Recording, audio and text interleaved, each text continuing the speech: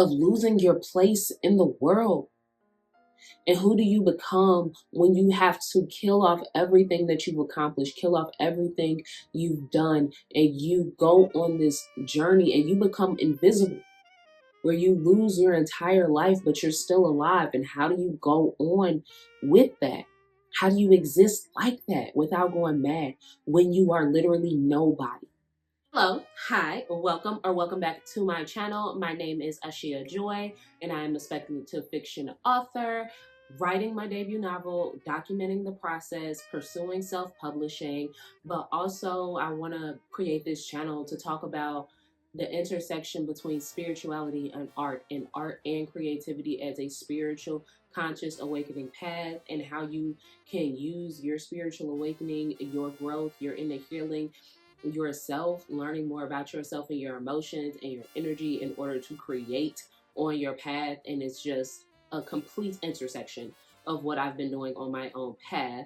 And today I wanted to talk about the book series. Like, I was going to sit down, like I have a document right here on my iPad, and that is titled 60 Days to Complete the Draft of My Novel, which I've already started on the project, but I want to finish it by August 8th.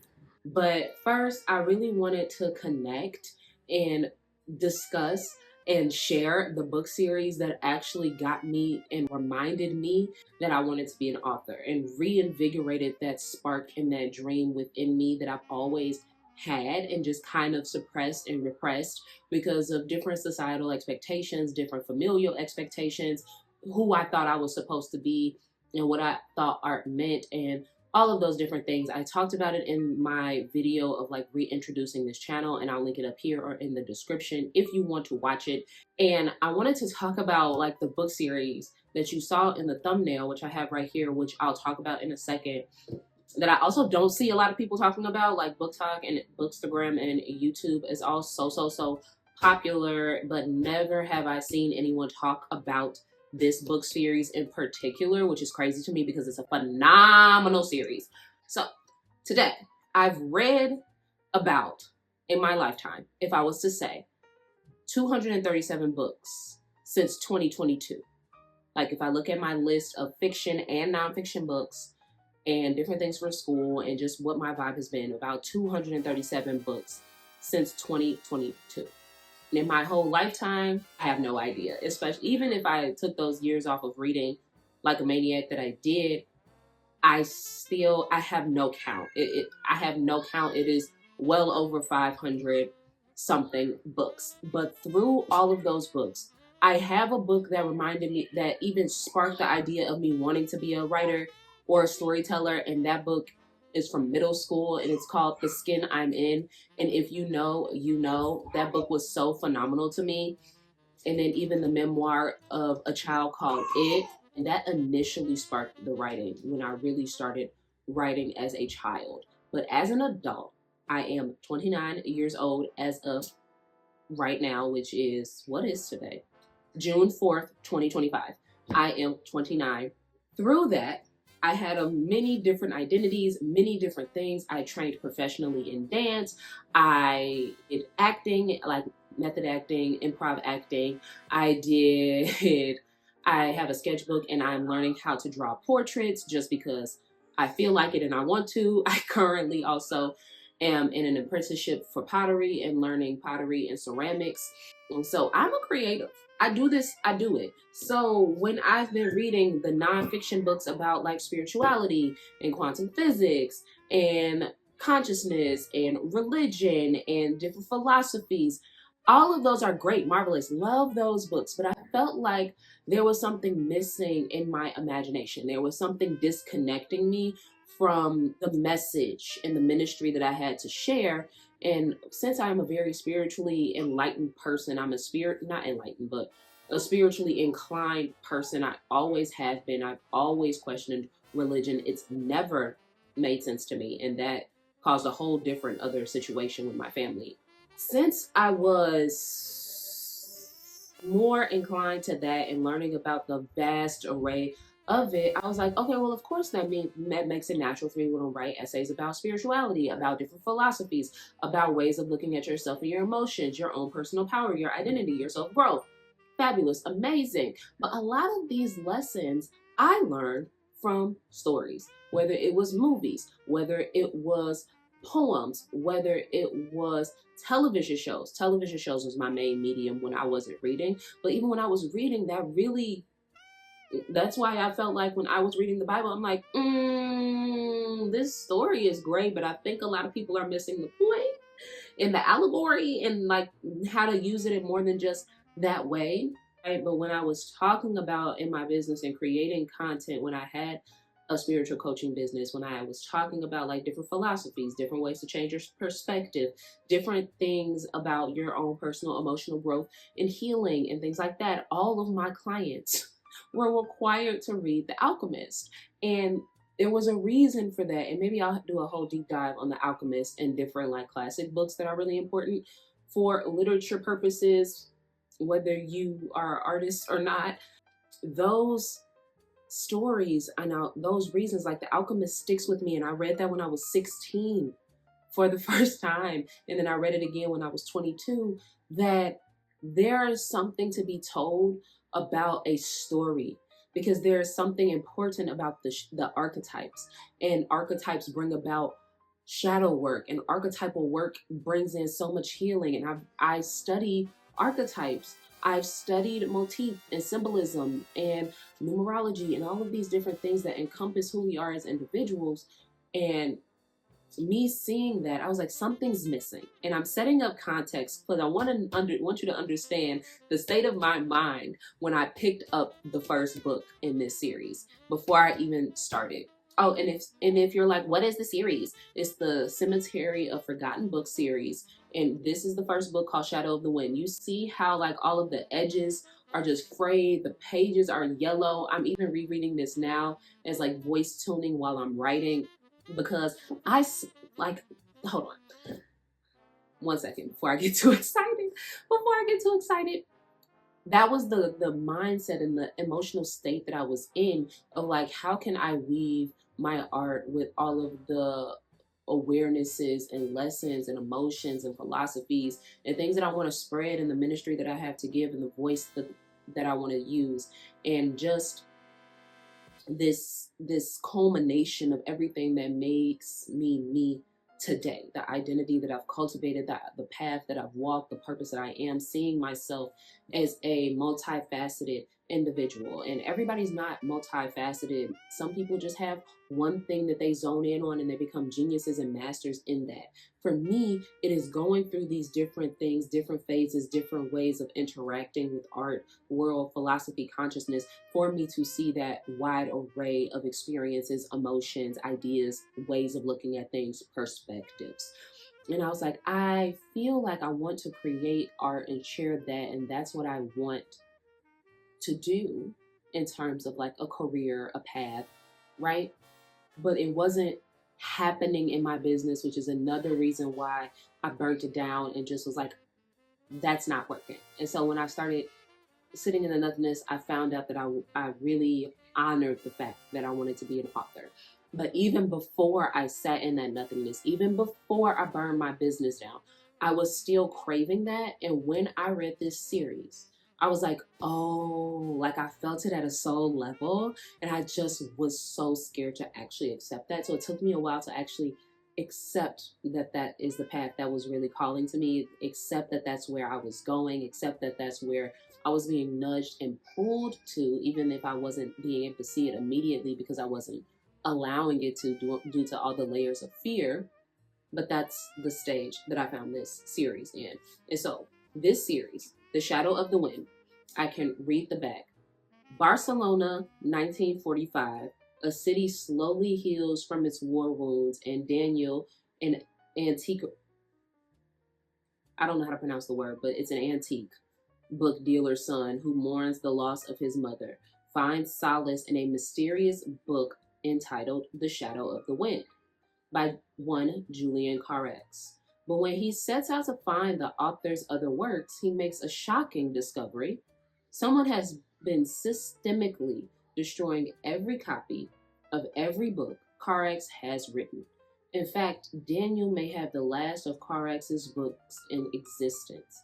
Soon, Daniel's seemingly innocent quest opens a door into one of Barcelona's darkest secrets, an epic story of murder, madness, and doomed love.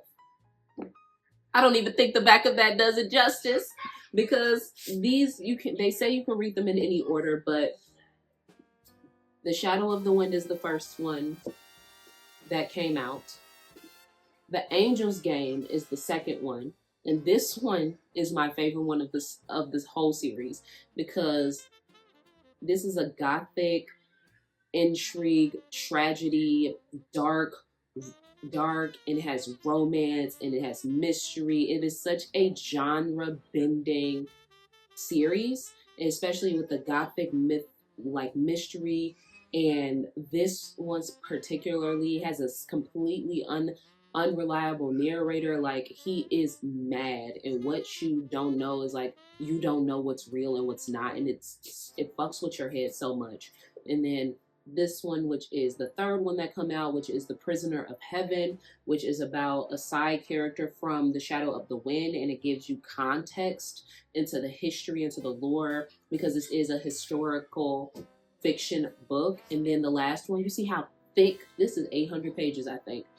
The Labyrinth of the Spirits, and this was the last one. And this series, like, this is what I look for in fiction. Like, I write horror essentially, but I do like genre bending things. Again, I'll go through so many different, dip my toes into so many different things. So like the gothic mystery thriller, unreliable narrator where you're going mad with them, and you have to question yourself, you have to question your morals, you have to question your emotions, you have to question your understanding of yourself and your world and your characters, and even just how you look at the world in this. And this one hit home for me because the lesson is like, you heard that last sentence, his seemingly innocent quest. And that, I literally cried. And mind you, this is a gothic, like, thriller book, mystery. Why was I crying? I was crying because that innocent quest that we're going on, just from the purity of our excitement, just from the solace that it gives us, just from how you are dragged into something and you don't even know what it is, but it's bewitching to you. It is encapsulating to you. It is captivating every essence of your world, and you have no idea how that love and that guidance and that intuitive pull and that excitement that you have, how that connects to so many other people's lives, so many other people's paths, so many people's futures, so many people's past, so many things that have been forgotten, hidden, buried. How you are just a puzzle piece in the grander picture, and you not following this seemingly innocent, seemingly frivolous, seemingly trivial quest, and how that muddle other people's lives. Like, imagine you going on this quest. Like, if he didn't go on this quest, so many people's lives would have still been miserable, suffering, unheard, injustices.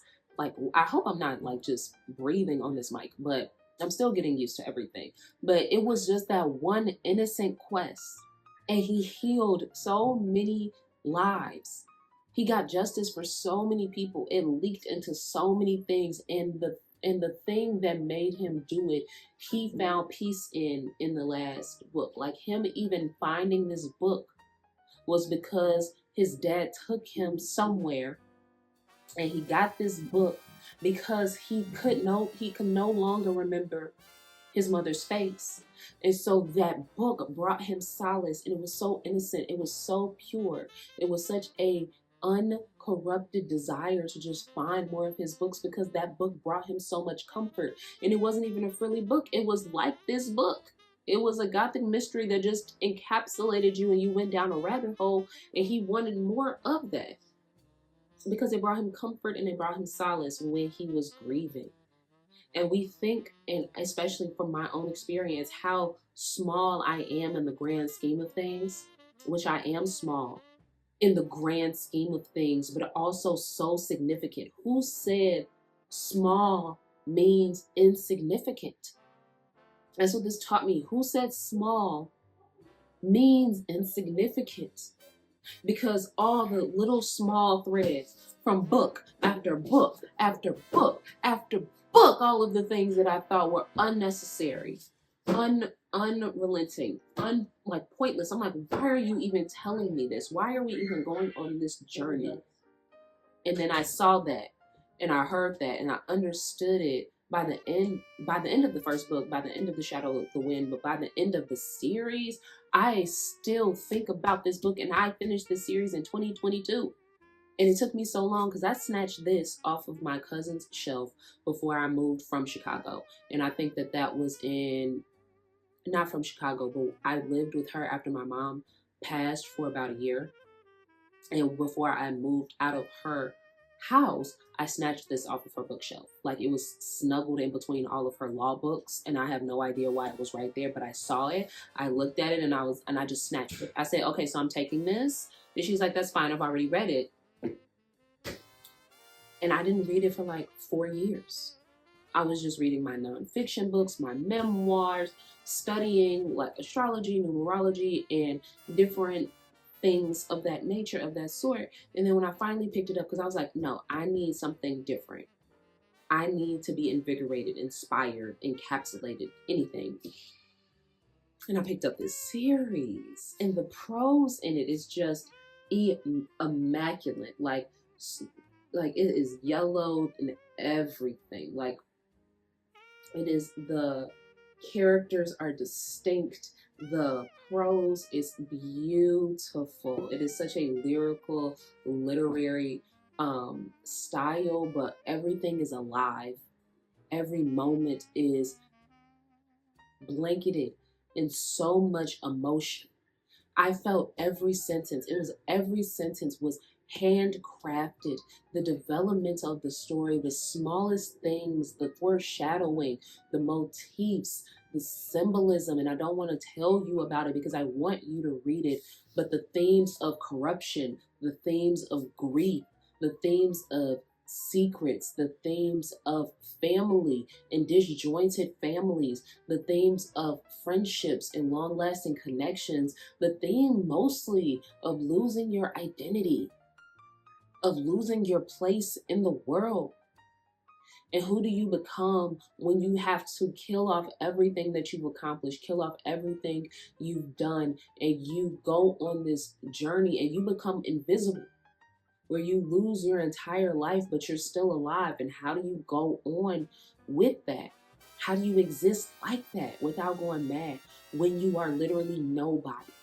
And you cannot become somebody because of things I cannot talk about because I don't want to give away the plot of the book. But it was such a deep thing that it didn't seem like it would matter that much.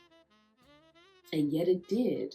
And that, in the writing and the art that I want to create, is that I want, more than anything, I want the stories that I tell, I want what I create, I want what I contribute to leave something long lasting, not just physically on the planet, but in the hearts of people. Like this, I think about this every day almost. It's something about it. I think about it every day. And I'm even looking over here at my bookshelf at the book series, specifically the first book called A Deadly Education.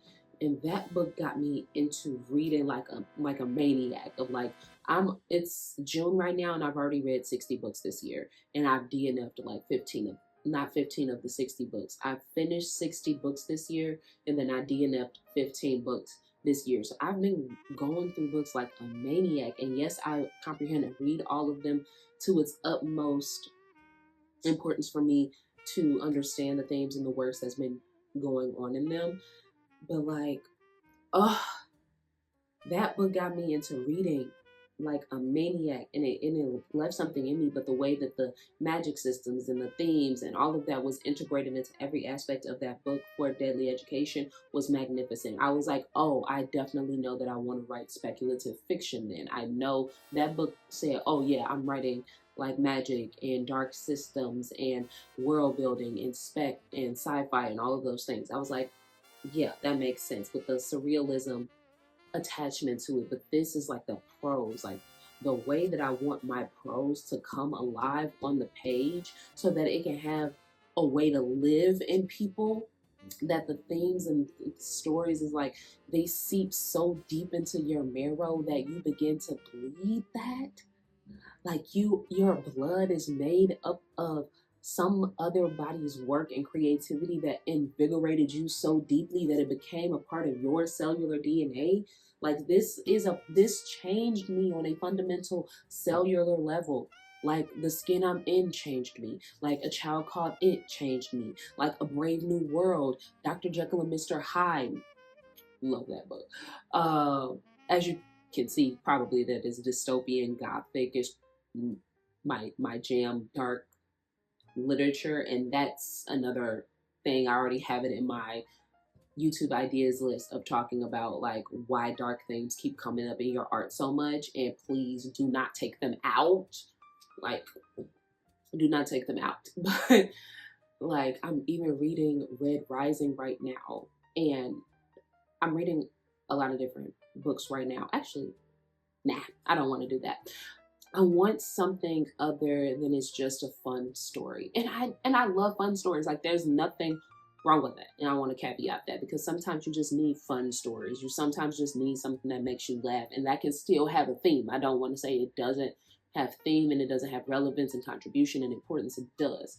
But I know for a fact, and maybe my writing will have that as well, but I know at the core intention, purity of it, I want the stories that I tell to live in the hearts of people because that's how things become changed. When something lives in the heart of someone, it begins to mutate and transform and become reborn and become this whole different thing with all the other works and creativity that's inspired someone else, all of the other things that lives in their heart, all of the other things that lives in their purity and their innocence, like this innocent quest. Innocent quest opens a door. Innocent quest opens a door. And if you go to Gene Key 3, and I'm going in a whole different direction right now, but Gene Key 3 has the shadow of, if you go to the gene keys, you can look up gene, like genetic keys, and it's made up of astrology, human design, the Chinese I Ching, codon rings, genetics. Like it's a whole comprehensive system that I've studied and been studying and still studying because that's my teacher for the expansion of consciousness and the one that I keep coming back to. So Gene Key 3 talks about the shadow of chaos, but it gives you the gift of innovation. But the ultimate essence, the ultimate purity, the highest frequency of that is innocence. Because innocence is the purity of your desire. It's the culmination of everything that's come from the void, come from entropy, come from depression, this chemical spark, this fire igniting in you. That's it's in Aries. It is the cardinal energy sparking your identity for you to go and create into the world. That's innocence. If you look at Aries, it's a childlike sign. It's innocence. Like this book starts when he's 10. 10. It doesn't end when he's 10. I don't remember how old he is when it ends. When this book ends. He's like 20 something when the series ends. But he's 10 in this. And that's when his quest began, when he was 10. 10. And that's actually how I sparked that idea. I was like, 10. What was I doing when I was 10? What was I doing when nobody was watching, when nobody was paying attention, when I was alone in my room? What was I doing? And it was writing. I used to carry a journal and a pen with me everywhere. Everybody knew that journal. Everybody knew not to touch Asia's journal because I always had one with me. I always had a book, a journal, and a pen. No matter what. No matter what. Me at 10 had a journal, a book, and a pen. And that's how I came back to that understanding is me reading this book and like sparking that in me. Like I cried so hard because I'm like, it was only one thing. It was so small and so trivial. I think this was the first book I talked about when I started my TikTok, and I just never kept posting about books for some reason. I don't know why. But when I finished this book, I'm pretty sure I made a TikTok about it because I was in not even shambles, but my heart was so full. It was expanded to a level that I didn't feel like I was so open and electrified by it was that one little incident. And I'm sure there are so many other books that have talked about it, but that's why I like quests so much, because it like that quest trope, I think it's not always executed well, but when it is of you going through a quest, because he's going through a quest, but he's not traveling to different places. This quest is in Barcelona. He's a young child. He's not going all of the, even when he becomes a teenager, he's a teenager. Why would he be traveling all across the country and the world and the galaxy or whatever the case may be in order to complete his quest? This is a quest in his hometown. He doesn't have to go far away from home to make this impact. He doesn't have to go to the ends of the earth. He doesn't even have to meet the biggest people. He is in the grand scheme of things, if you look at it, the smallest fish in the smallest fish fry, in the smallest sea, in the smallest ocean, on the most remote place. And he still has such a huge impact that it rippled and it rippled and it rippled and it unraveled. And it became such a bigger thing because of the more of the people that he connected with, the more that it linked to, the more that it threaded with.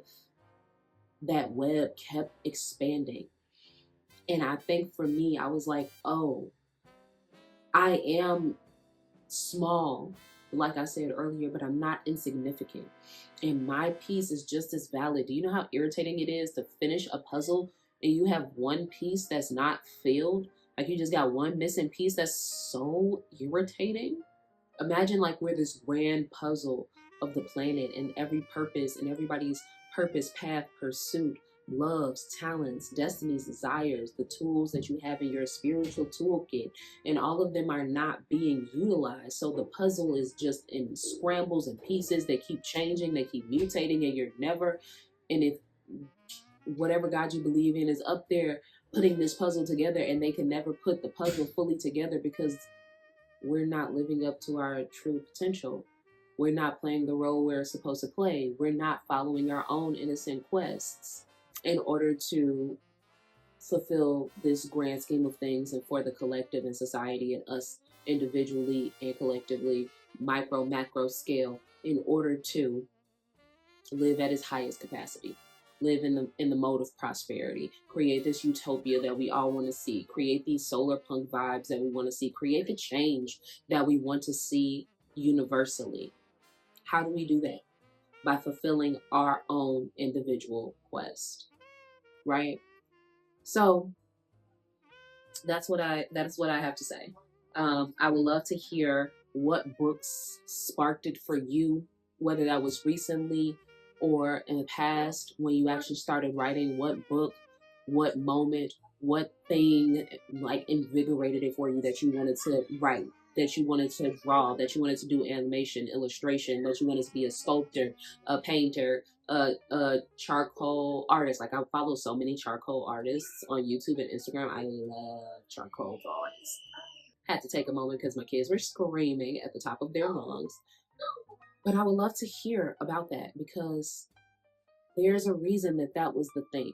And when I'm reflecting and thinking about it, and like everybody's time somebody asks me why I want to write, I go into a long spiel about this series. And I go into a long ordeal about this series. And like I can talk about the skin I'm into. I can talk about A Child Called It Too. I can talk about Dr. Jekyll and Mr. Hyde, A Brave New World, Beloved. I go into a long spiel about this series. Like, it's phenomenal. And like I have so many other good series. Like I'm looking at Legendborn over there on my bookshelf that I haven't read yet. Not Legendborn, Oathbound, the third book in the Legendborn series. Like, there are so many books that I can think about off the top of my head that have shaped who I am as a writer, that's shaped who I am as a person, to be so for real. I think that that's all I have to say about it. I'm sure I'll end the video and then think of 90 more things that I could have said about it, but I think that that got the gist, because there are so many things that create us as artists. There are so many things that invigorate us more than what we can see. And I wanted to, like, these, they're my inspiration. Like, of course, I'm not going to write like Carlos Zafran, but, and these are translated. Like, these were in Spanish. And I love that. I love that. And these actually have a really large following. Like, if you go look on like boards and things like that, because this series is just, ugh, if nothing else, even if you don't read A Shadow of the Wind, like the Angels game, mind bending. Like, I'm rereading the back. It's so mind bending. There are so many different books that do that, and it's so rare for me to find a literary fic book that moves me like this, because this is not speculative. Like, it's historical fiction, and I believe, like, it's gothic. If you can, do people call gothic speculative? I guess it could be, actually. But these are like really gothic mystery books, and it's so interesting, and I love them so much, and I really think that you should go and read them if you want to. If you like read the back and the synopsis and the blurb, and you see that this is something that you want to read, if you've read it, let me know, because I would love to hear your thoughts. And obviously there are books in the series that are stronger than others, like the Prisoner of Heaven series. Like, as you can see, it's also the smallest, but it's about a side character and how the person is connected to the first person in the book as a side character from The Shadow of the Wind that is also connected to the main character in the Angels game. Like, they're all connected, but the main character of them is different, even though Daniel is still technically the one telling the story. It's so, like, it's so trippy. Like, it's so, like, there are so many things and nuggets you can go back and reread them and reread them and reread them, and I'm sure I'm still not going to catch all of them. And so that's what I strive to do, is like on a literary line level with the prose, like the words physically on the page are phenomenal. Like, I had to use a thesaurus and a dictionary to learn some of the words, the turns of phrases, the way that the architecture really came alive, and the characters are so distinct and they came alive too. Like, they felt so real. The story felt so real, which is another thing that is hard, and so immersive and so thrilling. Like, it was such a genre building thing. So that's what I aim for with my writing and all of the things, and that's what sparked it for me. And if you've gotten to this end of the video, thank you so much for watching. Leave finished or some type of emoji to let me know that you finished it, because I always love to see who gets all the way to the end, and I like to keep an eye out on that consistency and connect with those people. I never know how to end it. I never know how to end these videos, because I'm just like, yeah, that's it. If you like this video, please subscribe. See you in my next video.